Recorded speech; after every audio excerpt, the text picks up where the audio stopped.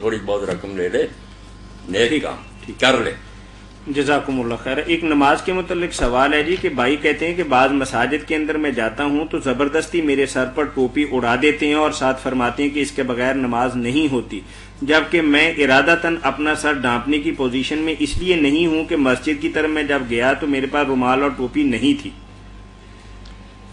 جو میرے ساتھی یہ تکلف کرتے ہیں، اتنی تکلیف برداشت کرنے لوگوں کے سروں پر ٹوپیاں رکھتے پھرتے ہیں، بہت برا کرتے ہیں، اور ساتھ یہ بھی کہتے ہیں کہ نماز نہیں ہوتی ہے اس کے بغیر۔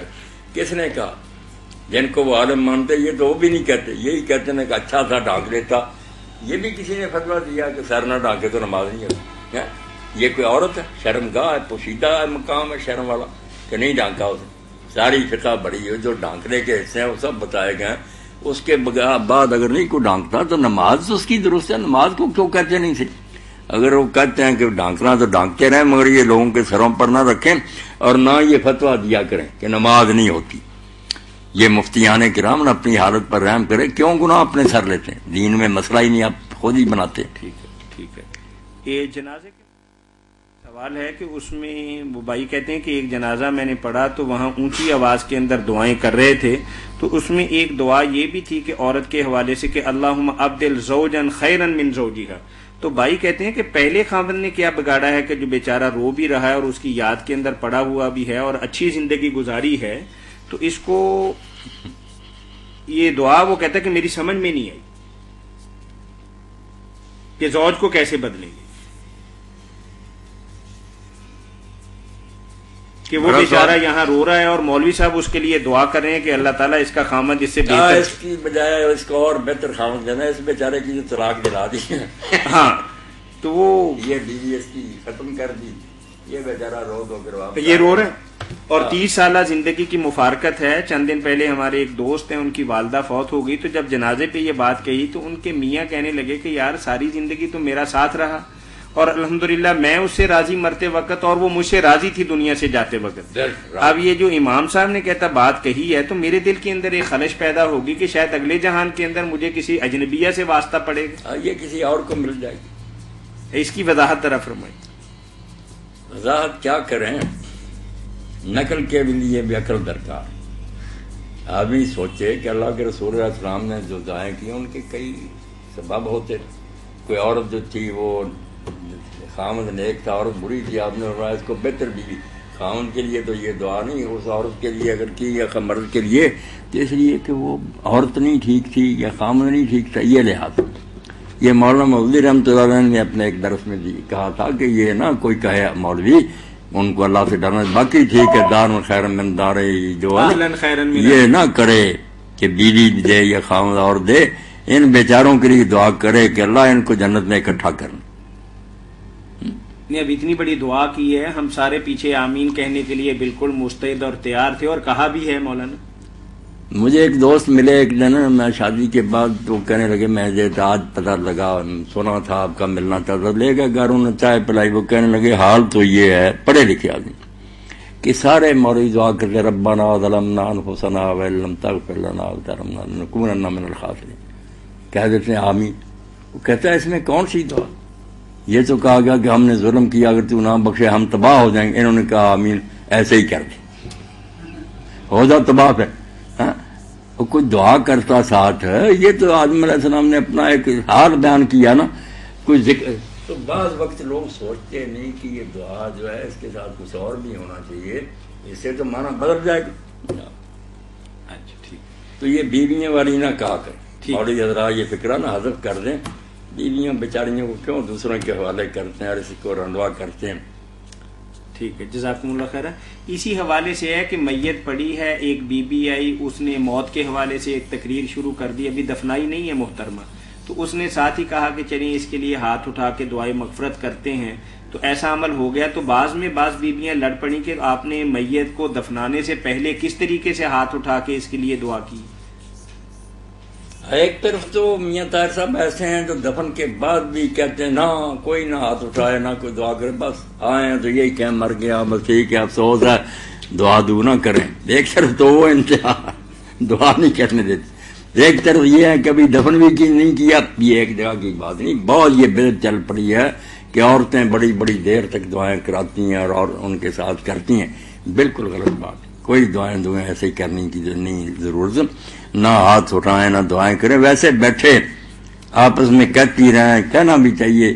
آپ نے فرمایا کہ اس وقت فرشتے ہوتے ہیں یہاں حاضر، کوئی اچھی بات کیا کرو اس کے حق میں جس پر وہ آمین کہتے ہیں، مگر ہاتھ نہیں اٹھائے نہ ایسے. دعا ویسے آپ نے بھی کی ہے، وہ یاد بھی کرنی چاہیے. اور جب جاتے ہیں نا آپ لوگ بعد میں بھی کسی کے پاس تعزیت کے لیے افسوس کے لیے تو رٹ لیں، وہی پڑھا کریں. یہ جو نا الحمد شریف اور قل اعوذ وغیرہ یہ اللہ کا کلام ہے بہت اعلیٰ، مگر اس کا کیا تعلق ہے مردے کے لیے؟ کچھ نہیں. پڑھو پھر اس کو بخشو. وہ تو جھگڑے کی بات ہے، کوئی کہتا بخش سکتے ہیں، کوئی کہتا نہیں بخش سکتے، ثبوت نہیں کوئی بھی قرآن بخشنے کا. یہ دعا ٹھیک، یہ سارے اس کو نوٹ کریں، اس کو یاد کریں، یہ پڑھا کریں. اگر نہیں یاد تو اس کا مضمون ادا کیے.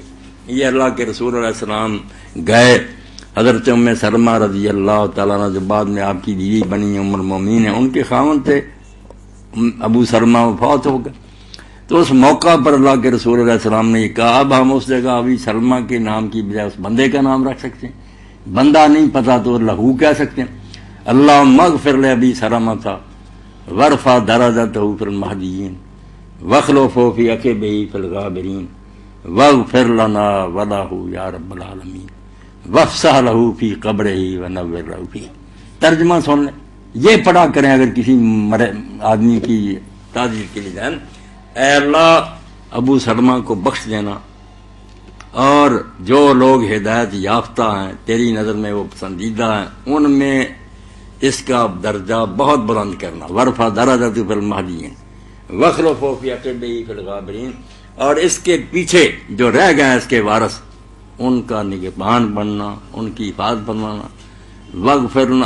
واغفر لنا ولہ یا رب العالمین، ہمیں بھی بخشنا، اس کو بھی معاف کرنا. وافسح لہ فی قبرہ، اس کی قبر کو فراخ کرنا، کھلا بنگلہ. ونور لہ فیہ، وہاں روشنیاں کرنا. یہ مضمون حضور علیہ السلام ادا کر لیں.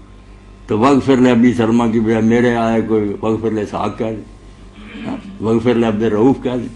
نہیں جانتے اللہ مغفر لہ کہہ دیں، اس کو بخش دینا. بہت عمدہ دعا. اس لیے علامہ البانی کہتے ہیں یار تعزیت کرنی تو یہ دعا وہاں پڑھا کرو. اچھا صحیح بات. ٹھیک ٹھیک، جزاکم اللہ خیر. مولانا زکوٰۃ کے متعلق ایک سوال ہے، کیا زکوٰۃ کی رقم سے اہل علاقہ کی رہنمائی کے لیے کوئی سڑک یا لائبریری یا کوئی اس طرح کا کمیونٹی سینٹر بنوایا جا سکتا ہے انفرادی طور پر؟ ایک تو ہے نا کہ یہ کام حکومتوں کے ذمے ہو تو سارا زکوٰۃ کی مد سے ہوگا، اگر انفرادی طور پر کوئی صاحب ایسا کرنا چاہیں.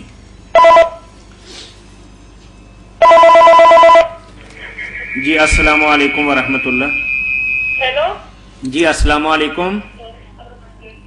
وعلیکم السلام. جی ٹیلی ویژن کی آواز کچھ کم کر لیں. السلام علیکم. جی وعلیکم السلام ورحمۃ اللہ. جی میں نے یہ پوچھنا تھا جی کہ میرا بیٹا ہے ایک 4 سال کا، جی جی اور میرے خاوند فوت ہو چکے ہیں. جی جو میں اس کے دانت تھے نا پہلے والے، ہاں ہاں وہ نا اس کو لینا چاہتے ہیں، مجھ سے چھینتے ہیں اس کو. اچھا جی. اور آپ کو وظیفہ بتائیں، کوئی ایسی صورت بتائیں کوئی وہ لے نہ سکے. یہ فی الحال تو آپ کو ایک ٹیلی فون نمبر بتائیں گے کہ جمعرات کے دن آپ اس پہ کال کر کے مولانا سے رہنمائی لے لیں. جمعرات کے دن کس ٹائم پر بتا دیں. یہ صبح مطلب 9-10 بجے سے لے کر نماز عصر تک. جی وہاں فون کریں میری بچی، بتائیں گے کچھ نہ کچھ. فون نمبر یہی ہوگا؟ نہیں فون نمبر دوسرا ہے، ایک لکھ لیں. اب میں بتا دیتا ہوں. 1 منٹ ہے.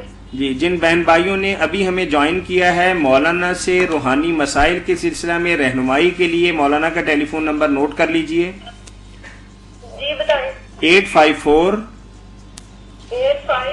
4 1 881.